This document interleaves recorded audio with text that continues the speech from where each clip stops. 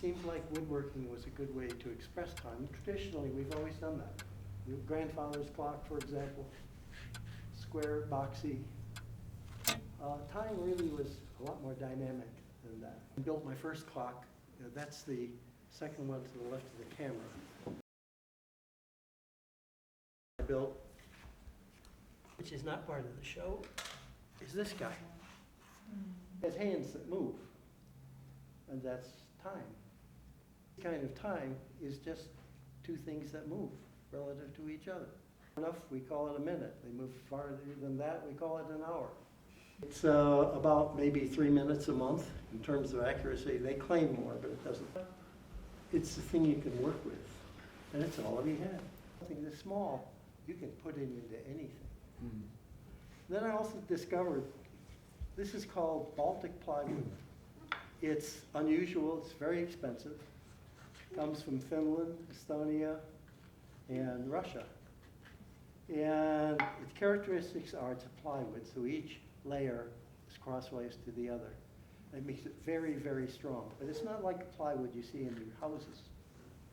It's made with very thin plies, and it has no voids in it. There's no open spots. There's no clock that has little thin rings. If you had ordinary wood, you would have grain to deal with. It would split. You couldn't make anything as delicate as that. Having the space, the tools, and time. It's amazing what you can do if you have space, tools, and time. If you think about proto-humans, many years ago, Homo sapiens were dominant about 70 million years. Creatures essentially extend back to several million years. The humanoid species goes back over 200,000 years. Well, big deal. But how did those people, what was their relationship to time? As they lived their lives, what was time to them? Time was sunrise, sunset. The tide went up, the tide went down.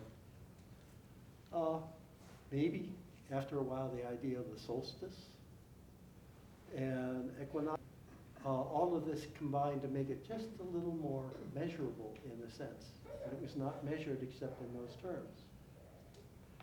Sundials appeared about 1500 BC.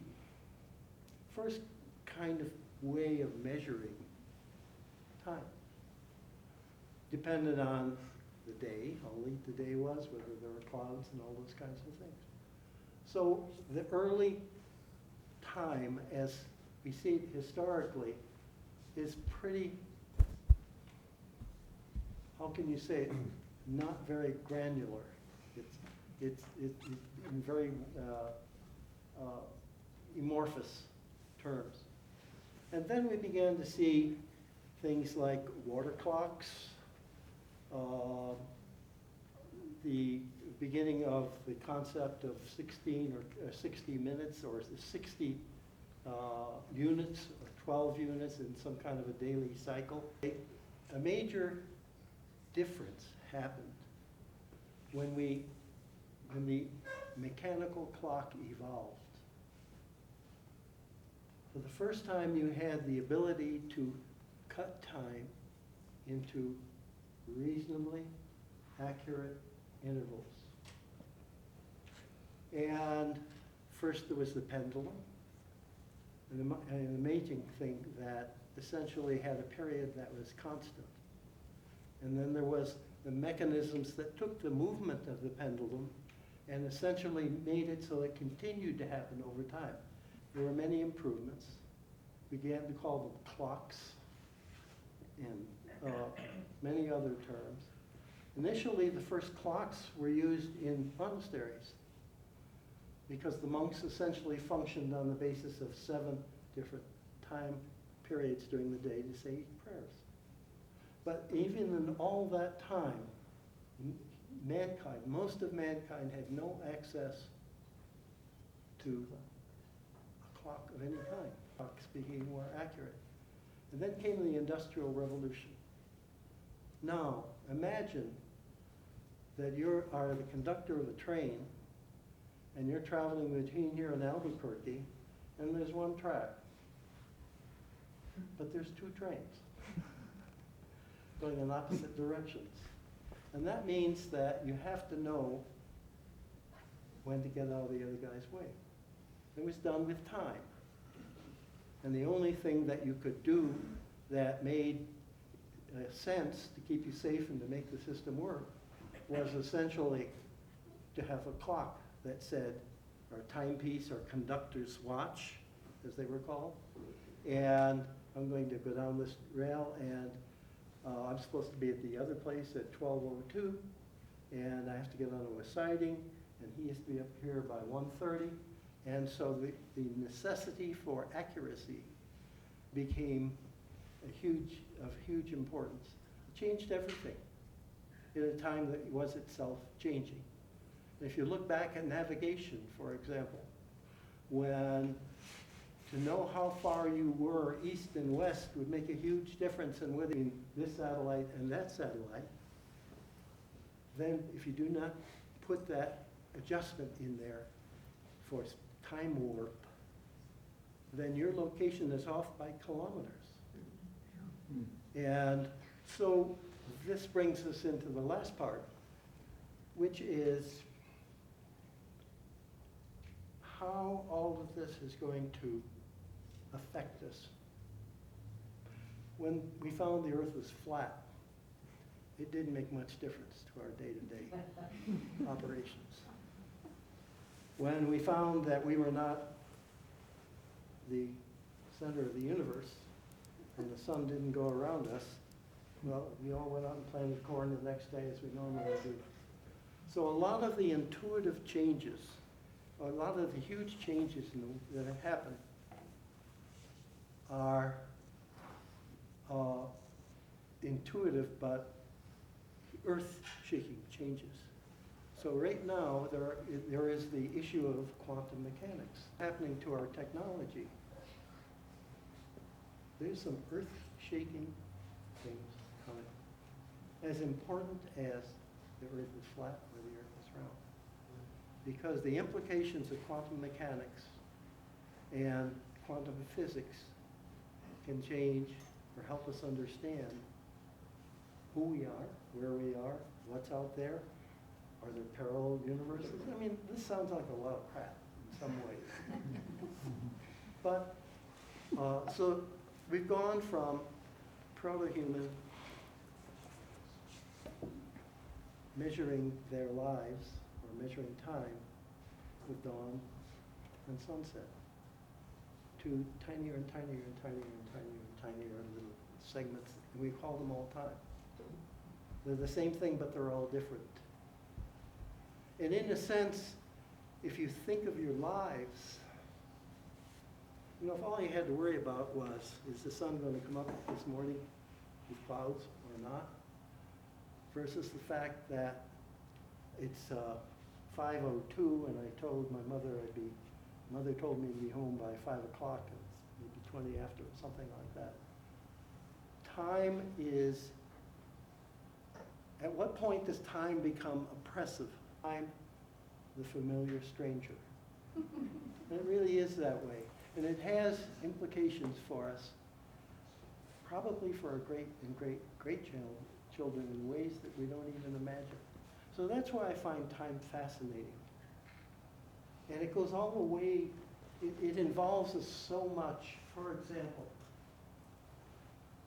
in Jane's interaction with time, is really, she's talking about how COVID changed time. Because if you were a mother in a house with two babies, or two young children who have to use the computer to go to school, and they're bored and they're cranky and you can't go out, time is very, very slow. Time does not have to be the movement of hands. Anything that oscillates, moves in any regular way is an expression of time. Your heart is a clock. Your brain is the clock. Your tapping foot.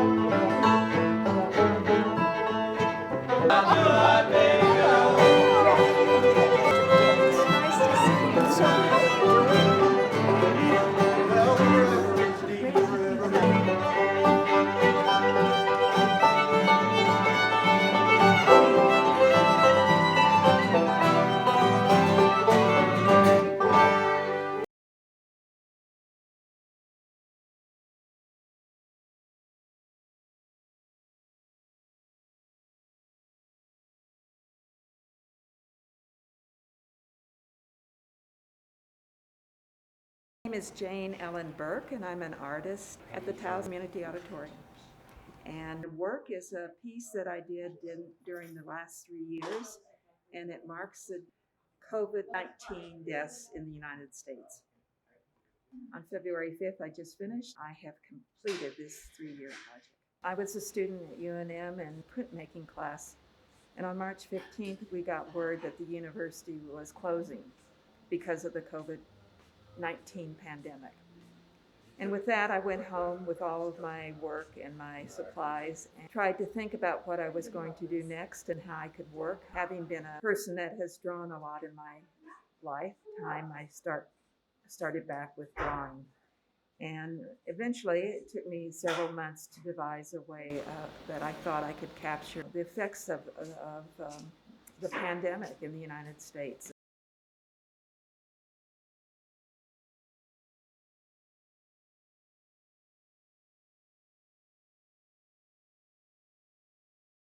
These 3 years, there are 1,112,000 deaths that have been marked. And so when you see that in actuality by a little hash mark, and you see the enormity of the numbers and is shown in this work, I think it is astounding to a lot of people. And they began to comprehend it and to understand that it was really a big thing and a very important reminder that life is short. And since that, time has changed for everybody in a million different ways. We are not like we were before the pandemic hit. COVID for me, during this 3-year period, was a real gift to do work that was more free-flowing and just different. And those pieces that I did in my studio, I called my lifelines. And I would work on the death lines in the morning and then continue with lifelines as I went along. The top row is the second year and the bottom row is the third. Continuation, I think, of alpha and beta. Then we get into summer, people are outside. Then we get the start of delta, and that eventually morphs into Omicron. 6th there to February 5th on the last one. So it's a little bit off. It's not completely month to month, but and I still wear a mask because I still believe there's still 450 to 500 people a day that are dying and catching this new variant. I wonder if the CDC would be interested in seeing this representation. I tried. They don't want. They don't want to be reminded.